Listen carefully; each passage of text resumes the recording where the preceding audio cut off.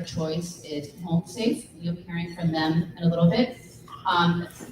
Please make your way up here and check out some of the auction items that we have, the silent auction. We have some really great prizes.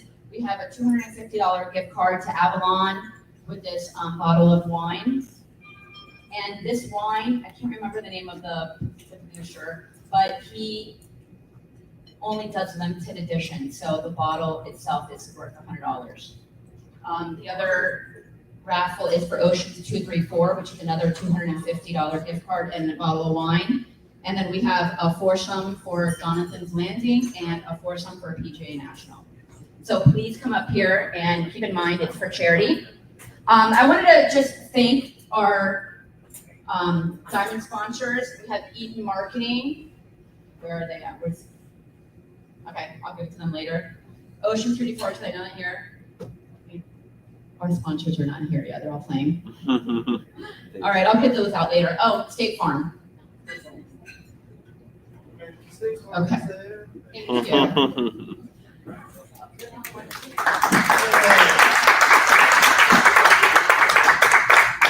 Okay, I don't want to take up too much time. We're gonna do, at the end, we'll do the raffle after we're done with the announcements and the educational part of the event. And we'll do the silent auction either later today or tomorrow at our office, so we don't take time out for you guys. So I want to introduce Ryan. Ryan's going to MC the event. Oh, Angel, what was this for again? For Gail. Gail, she won the.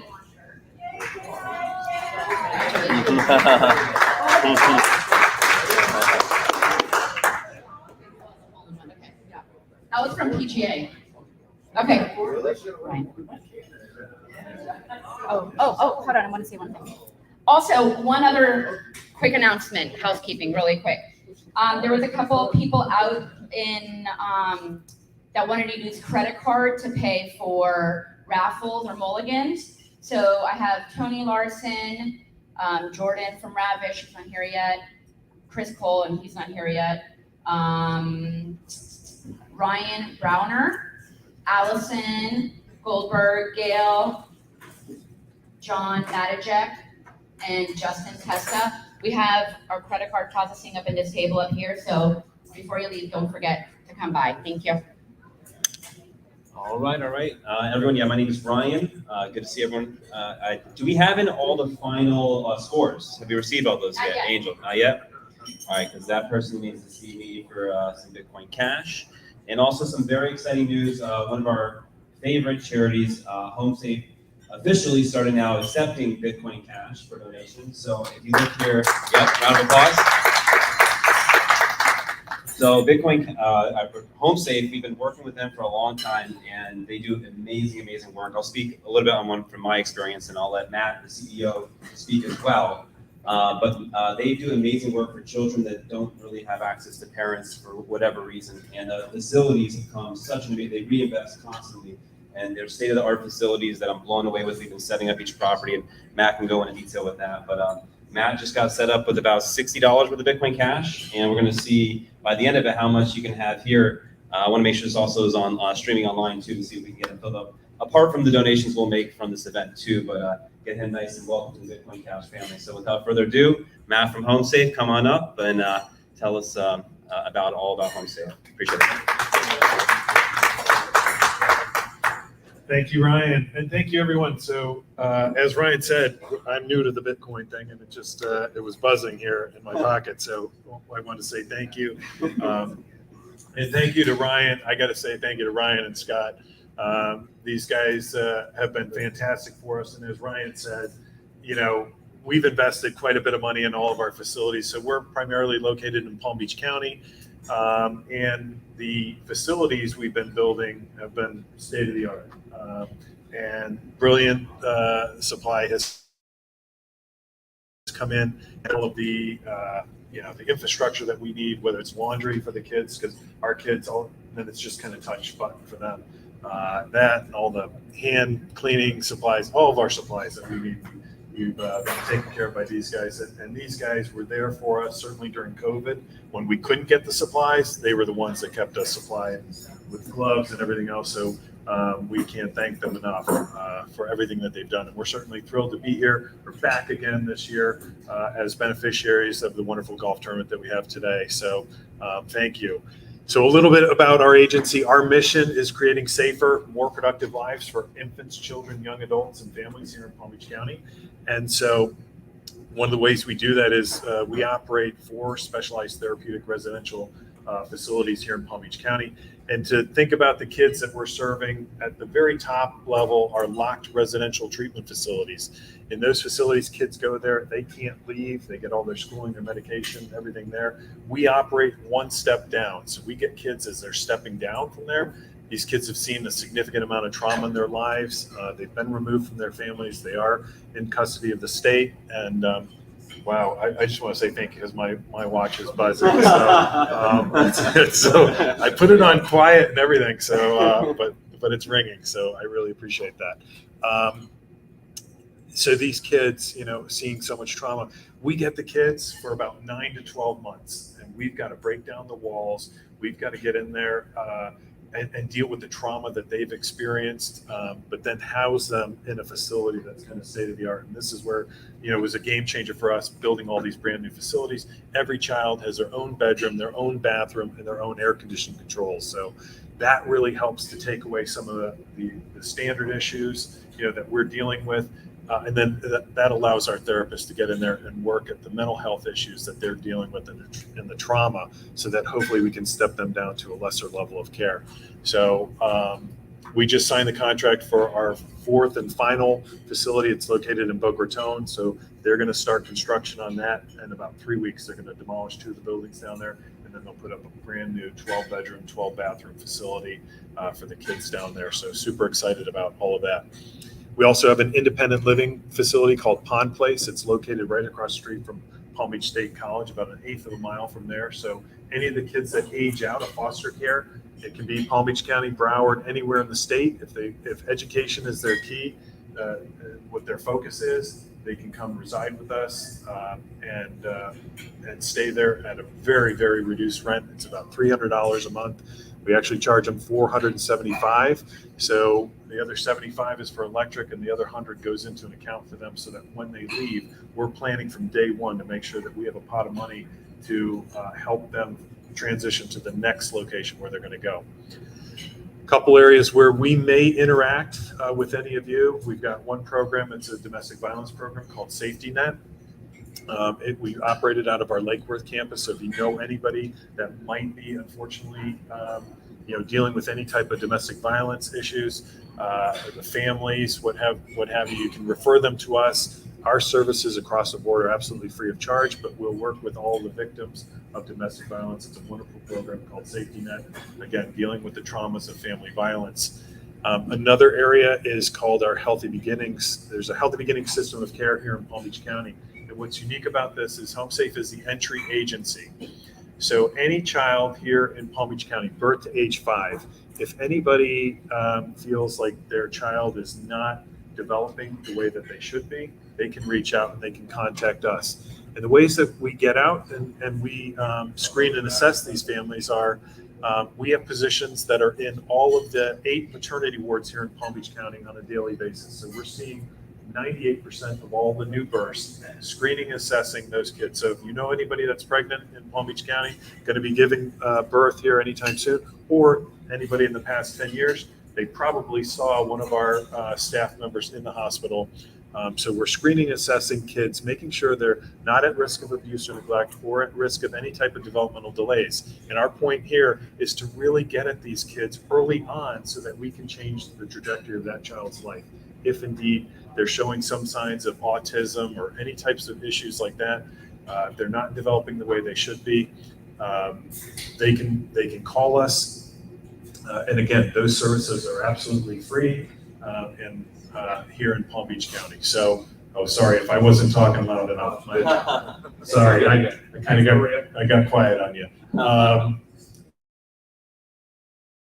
But we have 150 full-time employees here in Palm Beach County, services all across. So we have offices out in the Glades, West Palm, Boca Raton, across Palm Beach County.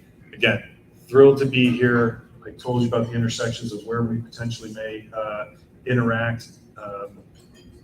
Really, in that birth to 5, if there's any question, or you have a neighbor or a child or anybody, we got to get people to become vulnerable and reach out for the help, because like I've got friends that one of their sons, I would go to a birthday party and you'd see one child, and I'd get in the car with my wife and say something's just not right there. And so if we can get to those kids early on, we can change the trajectory in their lives. We see them at the back end. So whatever you do, open yourself up, reach out for help if you indeed need it. We're here. That's why we're here. And again, want to say thank you for all of you being here today and helping to support us, and certainly in our venture into Bitcoin, because today's our first day. And thank you again for your support. And thank you, Ryan and Scott.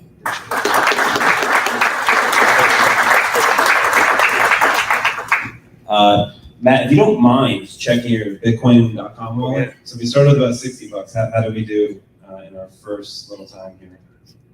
Just refreshing it. All right, up to $600 in about 10 minutes there. So not bad. Thank you, everyone. Thank you. Appreciate it, guys. Thank you, everybody. Just need a picture with me and Matt. All right, just get a picture of us right now. The easy as that, peer-to-peer electronic cash. My CFO is going to be thrilled. We'll explain it. But she should watch, your CFO she should watch this next speech from Mr. John Swingle. She's got some of the Doji. Doji? Well, she really like Bitcoin Cash though. All right. But the next speaker is a very good friend of mine. I met him out in St. Kitts and Nevis, where there's been a lot of local adoption going on, and the island has a lot of businesses accepting it for commerce, and some progressions made in legal state adoption. And that's where I met the speaker here. He was the opening speaker at the Bitcoin Cash conference. And I was so impressed with the speech there. It really broke down Bitcoin and peer-to-peer electronic cash on a very simple level to understand. A lot of people in this room may not know it well, but I couldn't find a better speaker than Mr. John Swingle. John, come on up. Thank you. Let me get your power.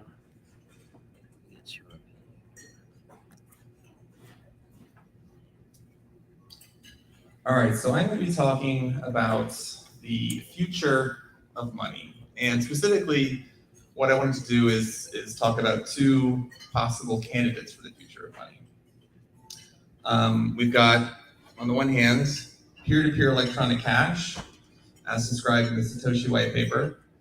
And another possibility is central bank digital currencies, or CBDCs. And as you might guess from this cartoon, I view the former significantly more positively than the latter. So before we get into that, I want to go very much back to basics and answer just a few fundamental questions. What is money? What is the purpose of money? What makes something a good money? And there are a lot of ways to think about money, but I think my favorite is to think about money first and foremost as a behavior. And it's the behavior of indirect exchange. So you can contrast indirect exchange, monetary behavior, with direct exchange or barter. So barter, direct exchange, pretty simple. You have apples, what you really want is bananas. So you find somebody who has bananas, really wants apples, and you make a trade. With indirect exchange, you have apples, you still really want bananas, but instead of trading directly, you first trade your apples for some other good M, because it's easier to trade. And then you trade that good M for what you really want, bananas. So money as a thing is just whatever it is within a particular economy that is most associated with that particular, with that behavior, right? So over time in different places, there's been many different things: shells, bushels of wheat, gold coins, electronic ledger entries in a bank's computer, or potentially electronic entries in a decentralized ledger. So why do we use money? What's the purpose of money? Well, Barter is massively inefficient, especially in a modern economy with billions of specialized goods and services. It's not practical to trade all of them against one another. So the point of money is very simply to reduce that transactional friction. It's to facilitate that real underlying economic exchange. But the point is that the real economy, in a sense, is the exchange of useful goods and services for other useful goods and services, right? And in some sense, the real economy is apples for bananas, right? It's not apples for money. Money is just a tool to facilitate that real underlying exchange. So then what makes something a good money? Well, first requirement is you need a large network effect, right? Money needs to be widely held and accepted because that reduces the friction of finding a transacting partner, right? If everybody has some of this good money, and pretty much everybody will accept it in trade, the fact that an exchange can take place is not a coincidence. It's easy to make lots of exchanges happen. Next, you want a money that is transactable, fast, cheap, and easy to transact, right? So this reduces the friction. Once you found a transacting partner, this reduces the friction of actually making a particular transaction. And then finally, you want to reduce the friction of holding money between transactions. You want something that's going to keep its value. And one way to get at that is to have a reliably scarce supply. So, and we just note that basically those three requirements correspond roughly to the three traditional functions of money: unit of account, unit of exchange, store of value. All right, so the first candidate for the future of money is peer-to-peer electronic cash. And that title comes to us from the Satoshi white paper. So why did Satoshi use that? Why did he call his invention electronic cash? Well, he's actually pretty clear as to why he chose that label, right? He begins by noting the limitations of conventional electronic payment systems. So, your PayPal, your bank transfers. So what are the limitations of those? Well, the biggest is that they require a trusted third party to actually facilitate and process payments. And because of that trusted third party in the middle, payments can't really be irreversible. Right? Finally, because again, you've got a third party trusted in the middle, that increases your transaction cost and cuts off the possibility for small casual transactions. And so Satoshi notes that physical cash, actual paper notes and coins don't suffer from these limitations. And so that's what he's trying to emulate with his electronic cash invention. He says, what is needed is an electronic payment system based on cryptographic proof instead of trust, allowing any two willing parties to transact directly with each other without the need for a trusted third party. So the features of electronic cash: payments are peer-to-peer, parties transact directly with one another, there's no trusted third party in the middle. Payments can be irreversible, and payments can have low transaction costs, enabling small casual transactions. So, why was Satoshi's invention so revolutionary? Well, because it was the first form of money that promised to combine the hardness, the reliable scarcity of supply of a physical commodity like gold with the transactability of something that's purely digital. And in fact, Bitcoin promised to be harder than gold, right? It promised absolute scarcity, a perfectly predictable finite supply, whereas with gold, it's going to be mined, new supply will come online, potentially forever. In addition, Bitcoin, as described in the white paper, promised to be more transactable than conventional electronic payments, right? Small enough for micropayments, whatever size micropayments you need will eventually be practical. So, to sort of summarize, peer-to-peer electronic cash, it represents radical decentralization. It's a system designed to work without a trusted central authority. There's no one who can freeze or seize your funds, censor transactions, or simply print new money into existence. And it promised unprecedented financial freedom. All right, now let's look at the alternative. So what is a CBDC? And I don't know how many of you have heard that term before. Is that something you guys are familiar with, the concept of CBDC?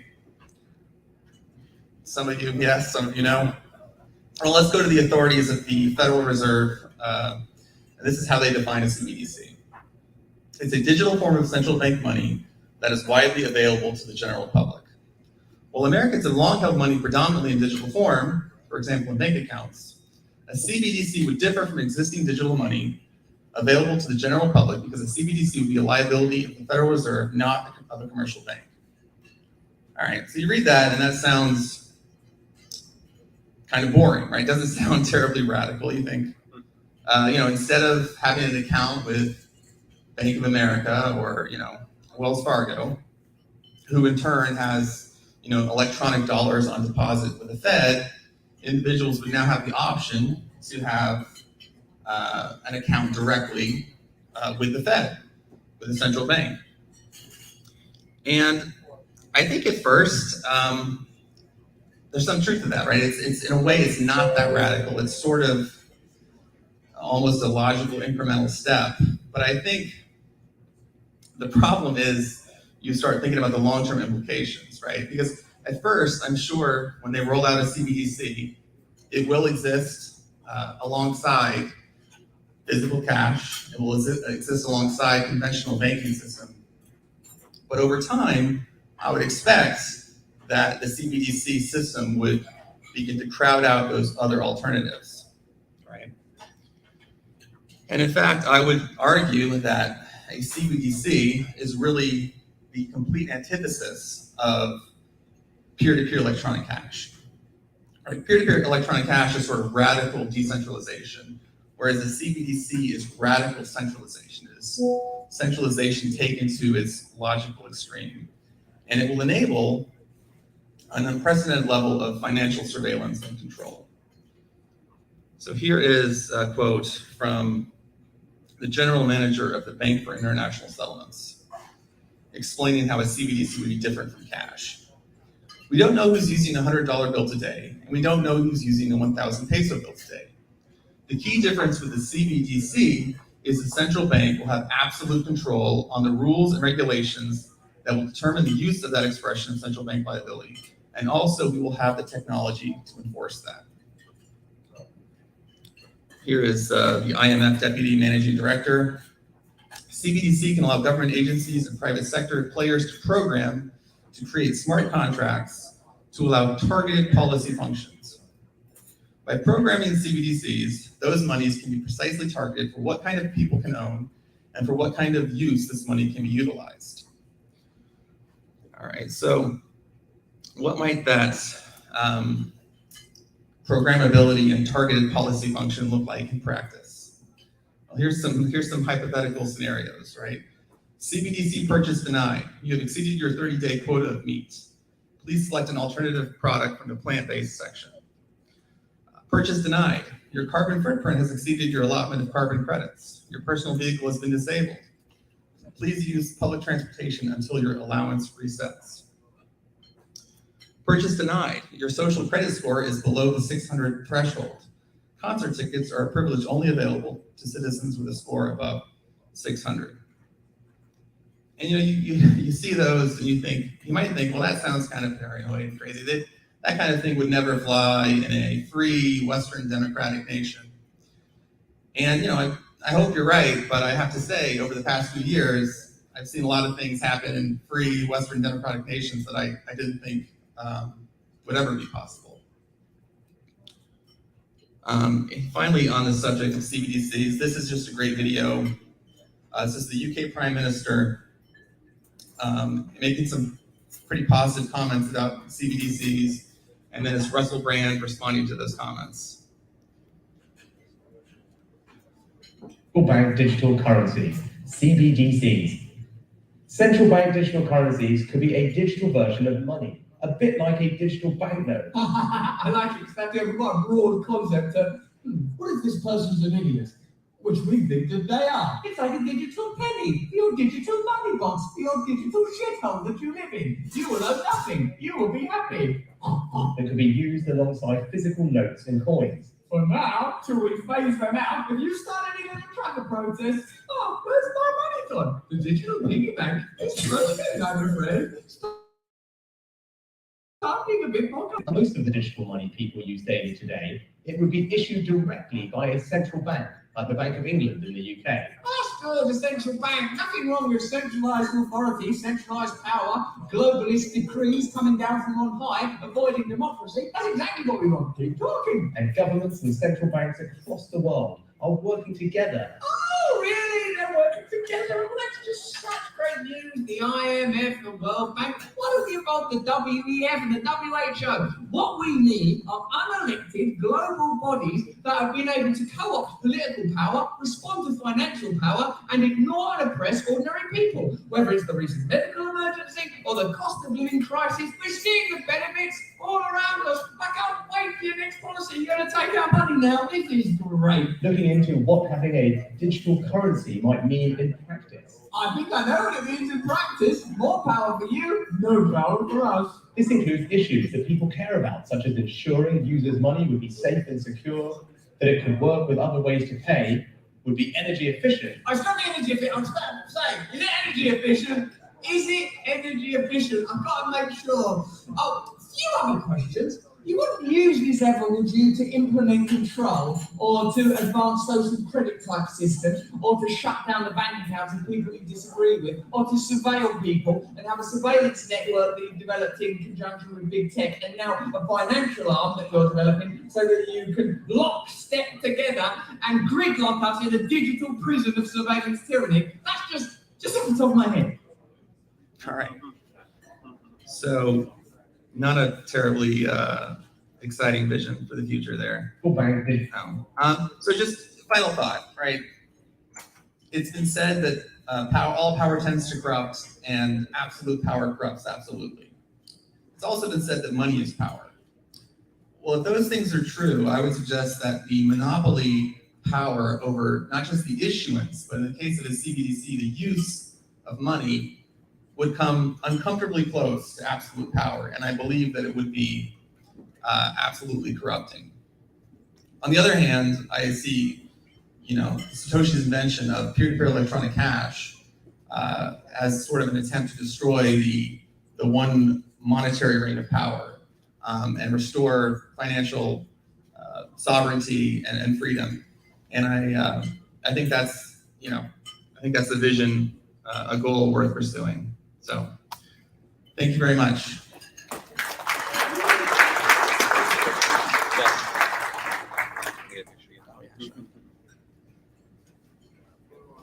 Right. Say the winners. Yeah, but there's no between.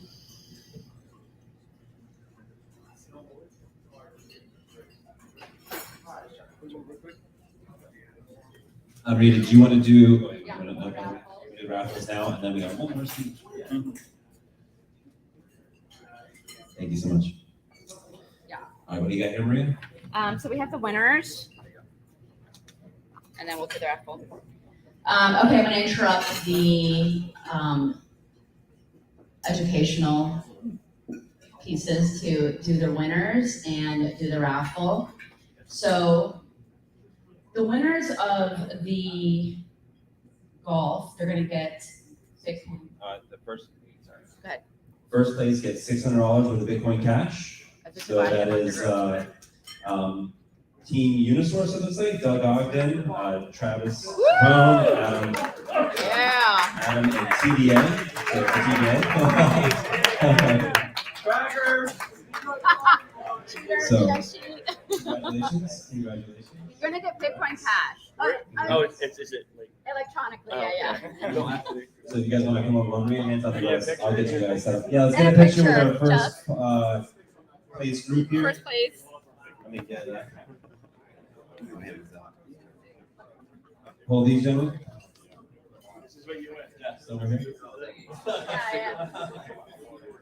It's all age right. All right, let's try it again. Try it again. There. Okay. Okay. Awesome. Second place, There we go. Ryan will see you afterwards to give you the card. Yes. And second place, we have Brennan Whetstone. Is that correct? Oh, Christ Stalker. no, this is Trey's team. That's the administrator. Coming up, boys. Your prize is $300 in Bitcoin cash. Come on. You want some? Just the questions for you. Ryan, your eyes were closed. Yeah, I'm getting it. There you go. Ready? 1, 2, 3. Awesome. Got it. Okay. And then third place. Last but not least, we have Team Alejandro, Paul Griffin, Aaron Delaney, and Jeff Tarantiv. Sorry. Coming up, guys, your prize is $100 worth of Bitcoin cash. Okay, awesome. Are they outside? Are you the only one representing your team? All right, that's fine. Alejandro is building a new restaurant out in Wellington, so we got to work on him getting him set up a Bitcoin cash for payments as well. No pressure, right? We're gonna go a la Cruz, Argentinian grill. Okay, so the winner of the longest drive is, What's the prize? I have them right here. The longest drive winner of the day is Mr. Adam Winterstrong. You got a prize up here.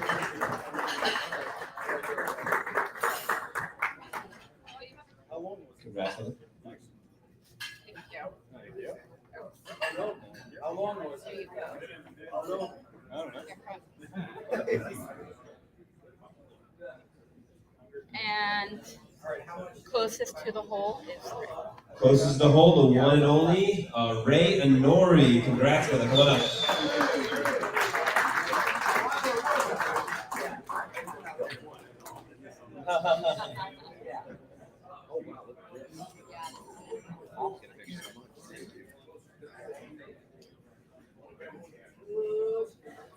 All right. okay, and then let's do the raffle real quick. All right, Ray's gonna do the raffles. Here you go. The first part of the raffle is the 50-50. So we raised out this morning and out on the course $660. I have $330 for the first person that I draw. Do we want to get someone to pick other than me? Have your tickets out, your blue tickets. All right, the winner of the 50-50 is the last four numbers, 7688. 7688. Holy crap!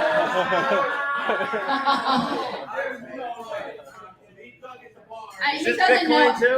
No. Oh, yeah. This is so you can take me on a date later.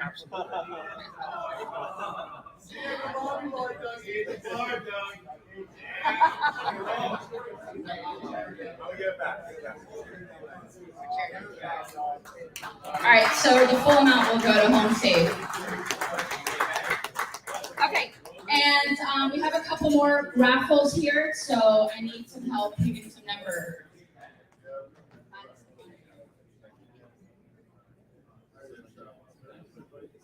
Okay, the last four are 7685. 7685. Come on up. Anybody? Is that you, Mr. Bruce? Okay, you get, which one's here? Any one of these. Okay? Take it. Let's move this out of the way. Okay. Brian.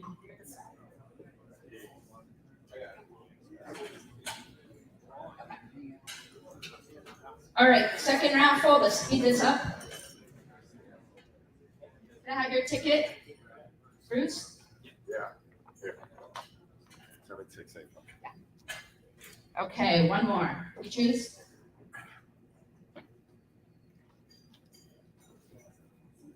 Okay, last four numbers is 7690. 7690. 7690. Going once. 7690. Going twice. We're gonna move on, okay? Let's pick another number.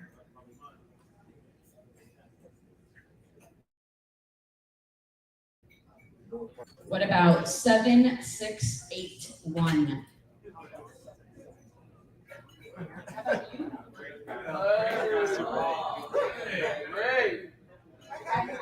Yay, Ray! What? I feel like this is like all same letters. Congratulations. But I'm not giving mine back. I'm Okay. You can pick out from one of those, one of these gifts up here. Rubbish gift card, aioli. We also have, this one right here is a personal chef for $6. You can have that bottle on you. And that's my restaurant right there. Oh. All right, one more. Pick, since I'm ball breaking. I'll go pick. Okay. She can pick. She has no tickets. Okay. 7678. 7678. 7678 going once. Oh, Ray! You're a lucky man today. I think you should leave here and play the lotto.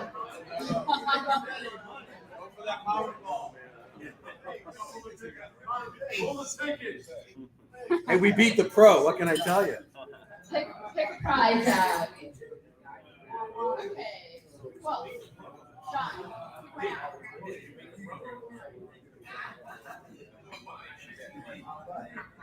All right. Oops, sorry. How about 7726? 7726. 7726. Going once. Oh, okay. Go pick out a prize. Here, I'll take that. All righty. All right. We have gift card up Oh, there. good job, Mark. Basket, a bar. Okay, two more.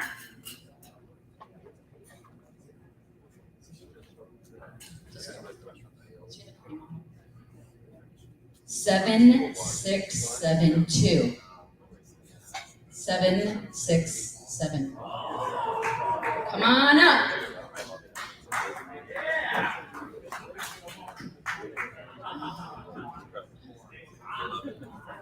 Hot table. All right, go ahead and pick out our two prizes left. Either a bar setup or that basket liquor. And then our final one.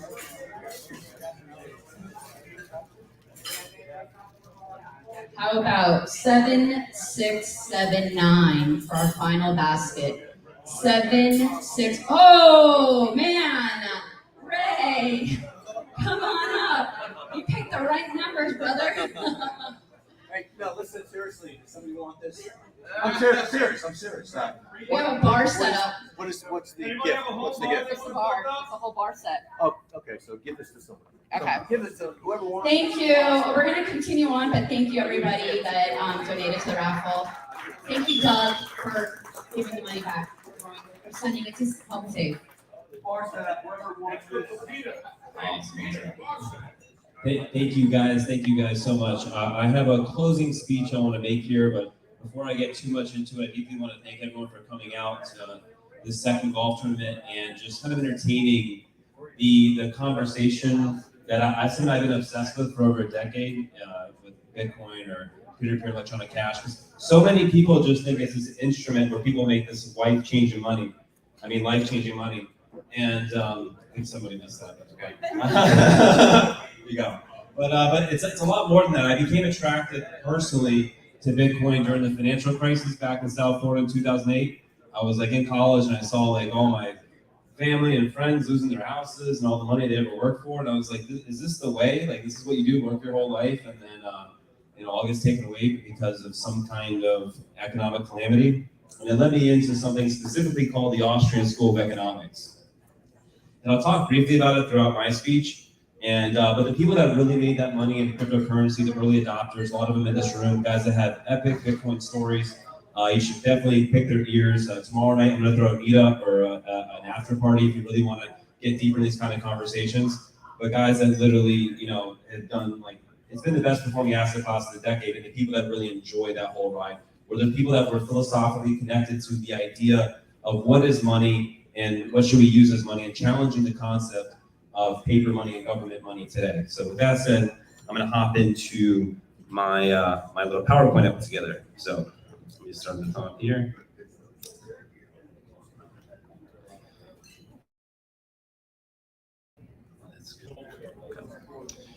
All right, so I've, apart from my businesses with Commercial Kitchen Stop or Ravish, I've spent a lot of time making YouTube content and working on adoption, teaching businesses locally here how to accept cryptocurrency for payments, just as another way of accepting payments. Just like you take your dollars, your Visa, your Amex, all those different payment rails and payment methods, to consider using Bitcoin Cash. And I'll touch on that, but kind of go deeper into why you should consider these separate things. And as John, I really enjoyed John's speech a lot because it gets into the story of what is money.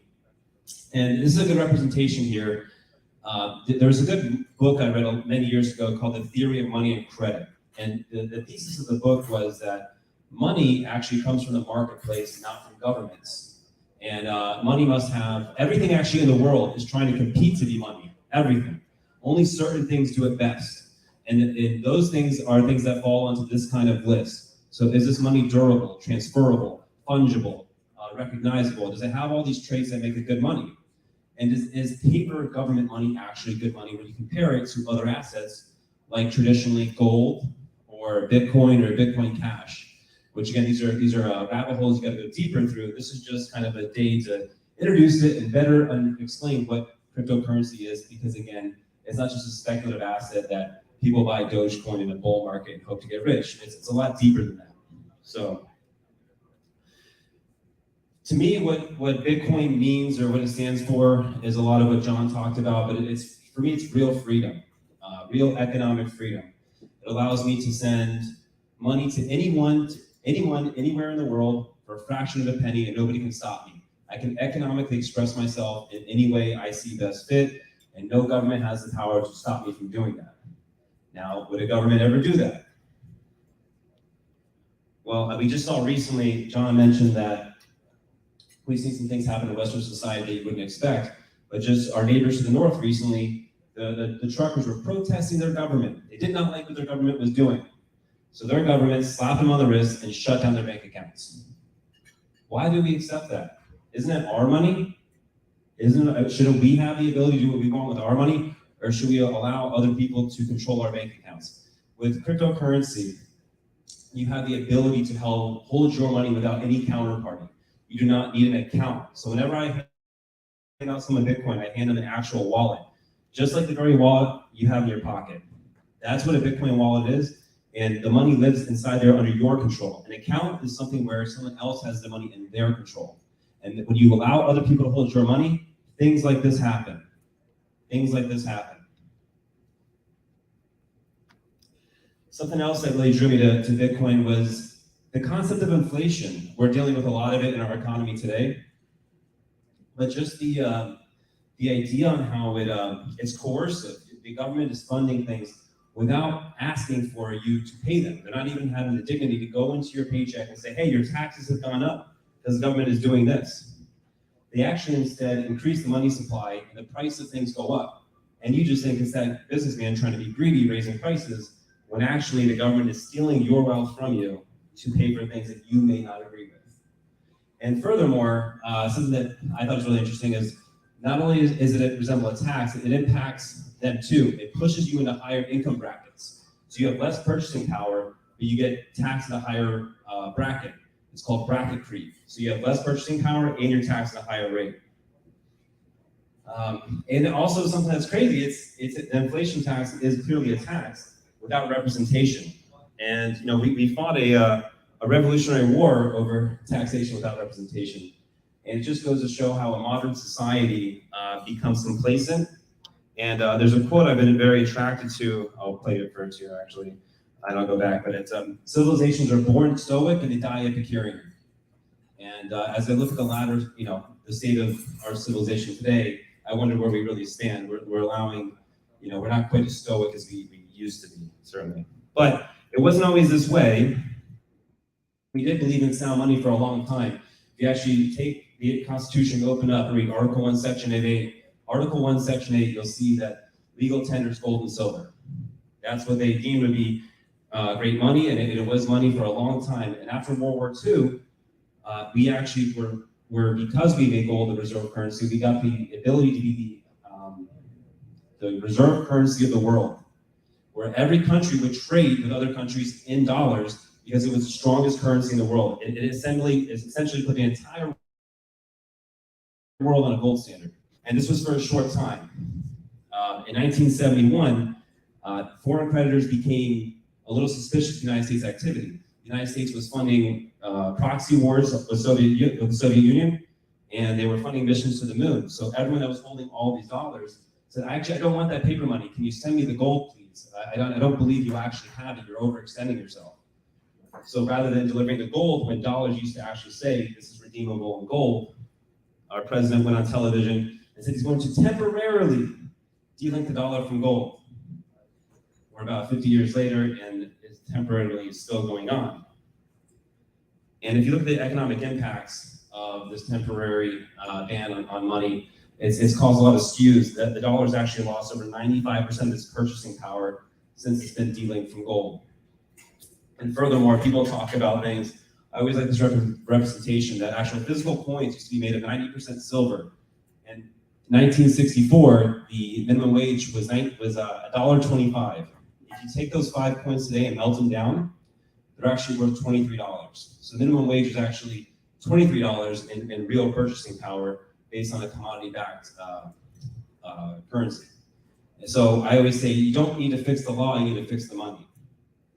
And there's plenty of other economic data just showing the growing wealth gap between the rich and the poor since we delinked the dollar from gold. And the reason being is because if you're not investing yourself in hard assets and just using paper, you're going to get crushed by inflation because the paper can continuously be inflated.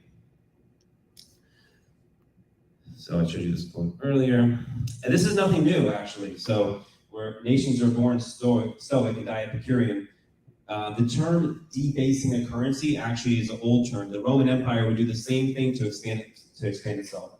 They would take base metals and put them into precious metals to fool the economy, to expand their government programs, to go fight that war over there, to promise the civilians certain things, to win votes. There's nothing new. So we actually still use that term in modern economics today, debasing a currency, even though we don't really use physical currency today. So just a little bit about me. There's my face. I became very interested in investing in Bitcoin kind of when I saw that the government was trying to censor WikiLeaks from exposing just information. A journalist was just saying information to people and he got his bank account shut down. And when he put up the Bitcoin QR code on his website, I realized, holy shit, the government cannot stop this guy. This is probably something worth looking into. So with investing in it and doing, it became a fun investment to be a part of.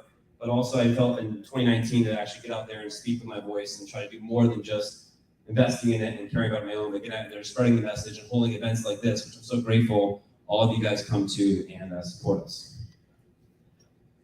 I started to get involved with adoption actually with one of the gentlemen over here, Mark Falzon, who travels the world and is onboards people to use cryptocurrency for payments. But I went out to St. Kitts to see all the adoption they were doing out there and became very inspired from what I found there and how they were so successfully getting people to use Bitcoin Cash as payments. And I went around and started onboarding businesses here locally. And actually something cool that Mark, who's here, did as well. We worked with the head of Parliament of St. Martin to now take his entire salary within Bitcoin Cash.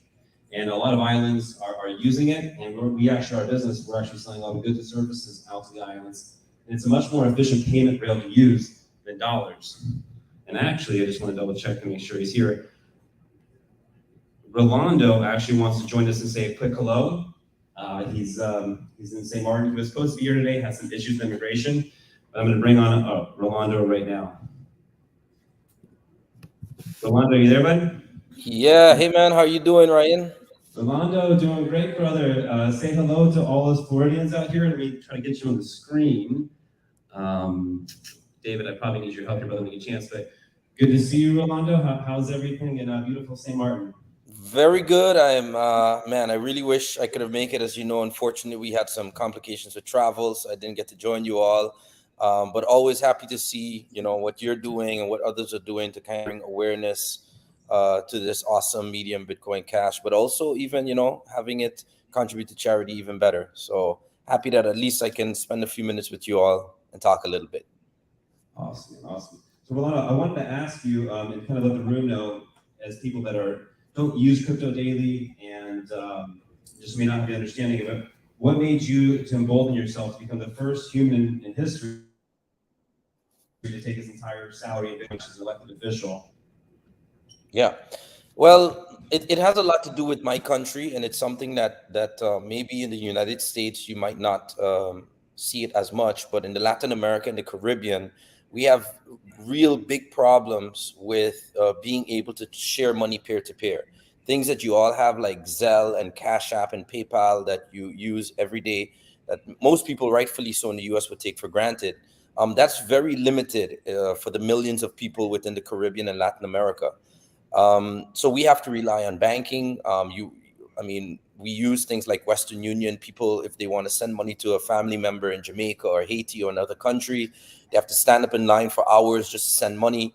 So once I got elected, I always was trying to find a way to help my people be able to make transactions peer to peer, to be able to circumvent the banking system that really has become, they've just kind of become vaults in the Caribbean rather than actually being service oriented and trying to help people to transfer their money, to save their money, to invest their money.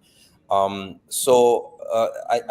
that's when I discovered particularly Bitcoin Cash. I always heard about cryptocurrency, but I'll admit I was very skeptical at first. But getting to know the power of specifically Bitcoin Cash, because that's what really separates this cryptocurrency from others, the ability to very easily, that anyone can learn in just 2 minutes how to actually just transfer money from one person to the next.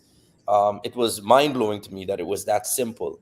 And for many people in St. Martin, Latin America, and the Caribbean, this has been godsend. So that's when I started to get into it myself and wanted to lead by example. But then I saw also that as a politician, uh, being pro crypto is not an easy thing because the institutions don't like crypto. The banking institutions, the central banks, even governments, they fear it. Some of it is well founded. Some of the detractors would say, well, look at what happened at Luna, look what happened with FTX. Crypto is dangerous. But then I would say, look at what happened in the financial crisis, like you mentioned earlier in 2008. There are always bad actors, but the technology, the medium, and the potential for it is good. So that's why I chose to actually take it from a positive direction. Okay, what is good about cryptocurrency? What's good about about Bitcoin Cash, and how can it help my people? And what legislation do I need to present to safeguard, so to deal with the concerns of of exchanges going bust or people being scammed? And that's where I started to go towards legislating it. And the best legislation I found is actually creating optional legal tender for cryptocurrency like Bitcoin Cash that fit a particular criteria. So we won't just say, well, every cryptocurrency can be legal tender. We have a criteria, such as with Bitcoin Cash, where it's very peer-to-peer, it's secure, the time at which the transaction fees, all of that. So what I think every country should do is just make it an option. Make it legal that someone can enter into a contractual obligation. I'm being a bit legislatively technical here. But right now, people are just kind of using cryptocurrency willy-nilly. We're just kind of using it. But can you go to a notary and buy a house with cryptocurrency and have that notarized as an official transaction? No, because it's not recognized as legal tender. So by instituting optional legal tender, that's the direction I think our country should go. And that's what I've been busy with. There's been a lot of opposition to it. There's been a lot of speculation against it. But I've been steadfast and continue to work in the interest of what I believe is good for my people. Awesome, awesome. And is that the news that we were talking about, that you wanted to break through, that you successfully implemented the optional Well, legal tender, or yeah. what did you want to make? Well, actually, so the legislative process that we have is that, let's say if I draft legislation, it has to go to various institutions, but the last institution that it has to go to for review is called the Council of State. They basically advise on legislation before it goes to Parliament. And I'm happy to announce that actually our legislation, it's called the St. Martin Virtual Assets Act. I think that's how it's translated to in English, or Virtual Assets Bill. This legislation is going to actually create the framework for cryptocurrency exchanges being able to license in St. Martin, which currently doesn't exist, because that is also a problem that we have, is that people want to engage with cryptocurrency, but none of us are able to get on exchanges. No exchanges around the world, not Binance, not none of them recognize St. Martin. So that was also something in this journey of promoting crypto. I realized that you had to create a licensing infrastructure for it so that St. Martin can be recognized. And then I also plan to amend the law in such a way that we can have optional legal tender for cryptocurrencies like Bitcoin Cash. So that is actually now has gone through the final step. So the next step would be that it comes to Parliament. I imagine that's going to be a very heavily debated topic, because we do have elections in January. So it's going to be quite a polarizing topic, but I do believe that it would have broad support in Parliament. So we might actually become one of the first countries to create optional legal tender for cryptocurrency, and also actually one of the first to have full safe licensing mechanism for exchanges, kind of learning from the mistake of the Bahamas. We don't want how they kind of created licenses for a cryptocurrency exchange like FTX, but didn't have the necessary safeguards. We are going to put the necessary safeguards and oversight in place. Financial intelligence unit is going to monitor sizable transactions to deal with money laundering and counterterrorism financing, which we have to do. And I would say, I don't think we should fear regulation. I think the fact that most countries are even entertaining or considering regulation for crypto, some people might look at it as, oh, they're trying to slow it down. In some cases, yes, but if you have good parliamentarians and good Congress people that are dealing with your legislation, then the legislation will actually be good for you. I think the St. Martin legislation is going to be a sort of a blueprint for what other Caribbean and Latin American countries should do. Awesome, awesome. Well, Rolando, we miss having you here, and we thank you for all the work that you've put into peer-to-peer electronic cash and helping it build forward. And excited to see the world of difference it makes for the entire Caribbean. And thanks to your work and being the first mover really in the market, making a difference. Thank you so much, Rolando. Thank you very much. And when the Parliament meeting is happening, I'll definitely share the link with you guys so you can follow it. Thank you, Rolando. Have a great one, man. Take care. All right. Enjoy the week. Take care. All right, guys. And I'm going to just wrap up here. Yeah, appreciate everyone staying to the very end. I know it's been a long day.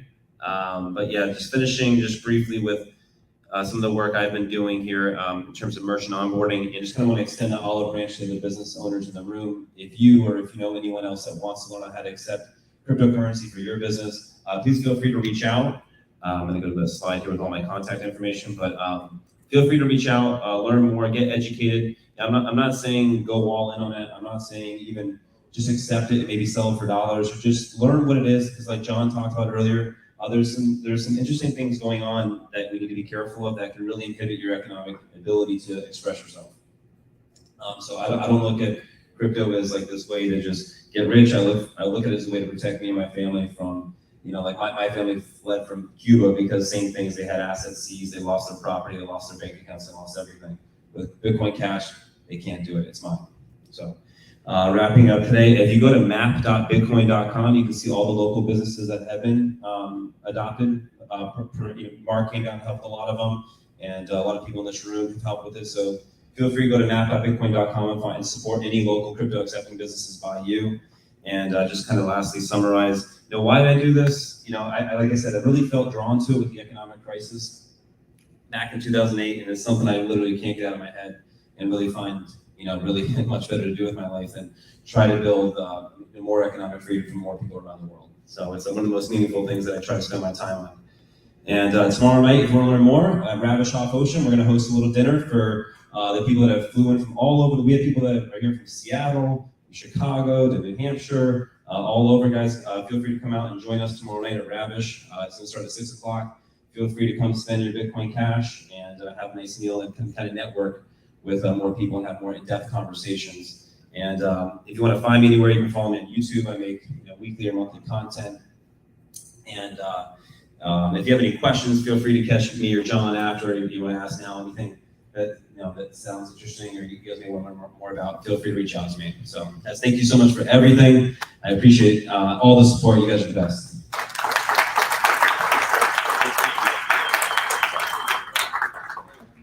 I'll see you at the bar.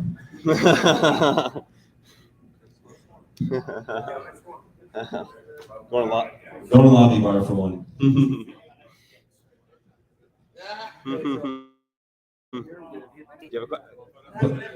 So that's a great question. We have a question, Mike. What happened with FTX? So one of the things that Bitcoin was created to solve is not giving anyone else your money. FTX is an exchange that you could, just like if you're going to change your dollars for yen, they held an account there. So when people were trading their dollars for Bitcoin, they were just leaving their Bitcoin on there. The guy took all their Bitcoin. You don't need to leave your money on the exchanges. There's no need to. I'll give you some Bitcoins when we finish here. I'll show you how you can hold them yourself.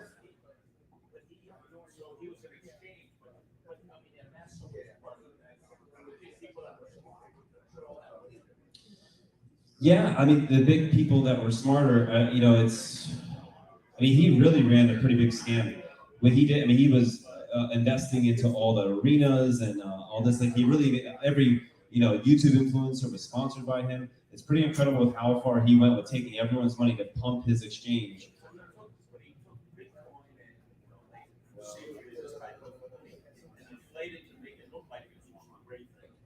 I don't know if per se Bitcoin, potentially they had their own coin in the exchange called the FTX native coin, and that's why you won't hear me, any coin that has a company owning it or any kind of pre-mine, I'm not interested in.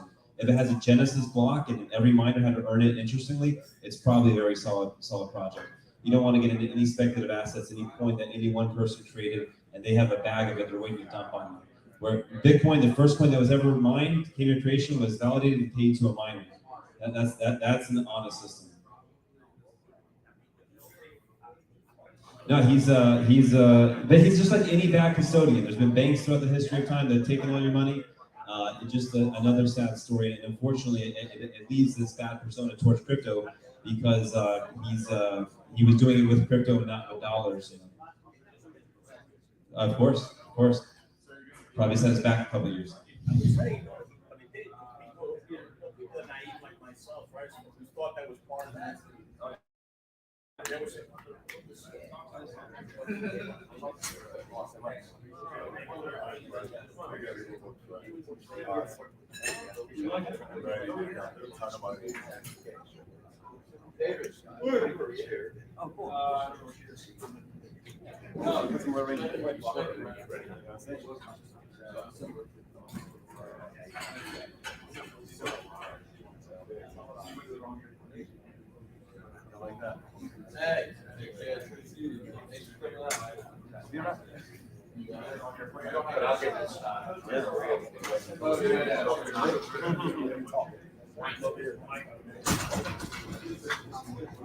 Thank you so much. Appreciate it. Thank you so much, Ryan. So I know Tomas works with you a lot. Awesome. So who do you take? You take your managed accounts as well, or? Yeah. Awesome, Help dude. cover some of the other accounts here in South Florida too. So Very cool, dude. great job. I appreciate you guys. I love it, dude. Thank you so much. I'm gonna log out of here.